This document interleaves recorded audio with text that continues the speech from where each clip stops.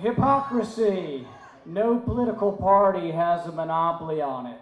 In fact, if there is truly one bipartisan trait, I would say it's hypocrisy. You have Republicans who wear their family values on their shirt sleeves and then trot off to Argentina to see their mistress. You have Democrats who tell us to pay our fair share of taxes.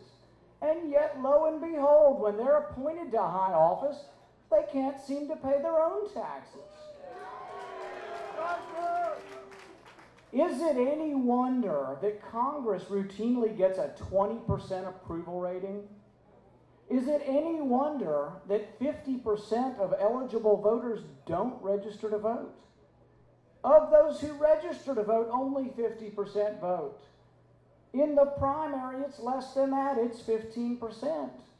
If you add cynicism to hypocrisy, I think you capture the mind of the American voter. Why is the American voter cynical? The Republicans promised they will balance the budget, and then they doubled the size of the debt when they were in charge. Democrats promised to help the working class. And yet, lo and behold, when the bank bailout passed, there were multi-million-dollar bonuses put in and left in the bank bailout bill because of Senator Dodd. Multi-million-dollar bonuses to executives of failed companies. Ridiculous.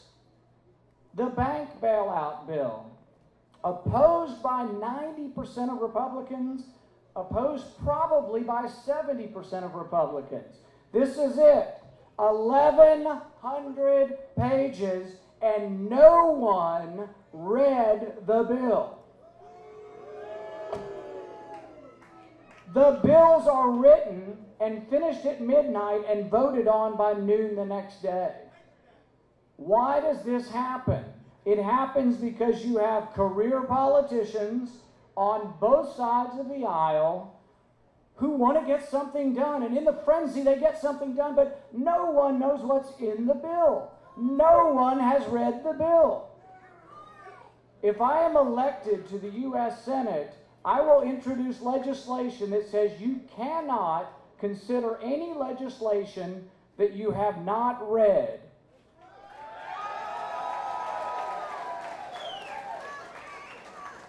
Things would slow down quite significantly in Washington if they actually read what they were doing.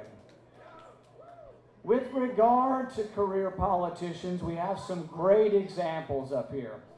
And to pick on one, we would pick on the one I most recently debated, and that was Jack Conway.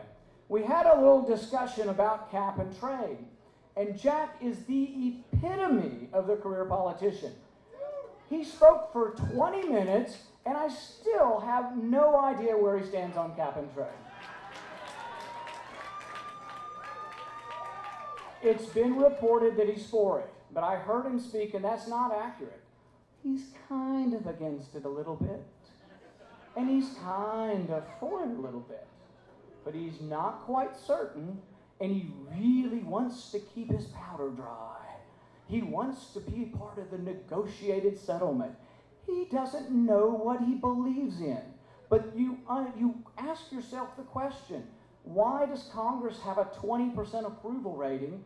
Because we keep doing the same thing. We elect the same old people year after year. I say you need new leadership in Kentucky. I say you need an outsider. You need someone who will go up and vote on the issues, not because they're Republican, not because they're Democrat, because they're good ideas or bad ideas.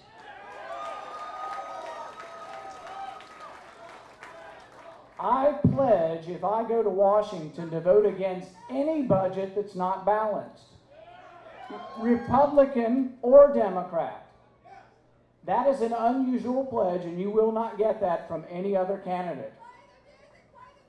I also pledge on any appropriation bill to amend that bill to reduce it by whatever percentage it needs to be reduced by to balance the budget.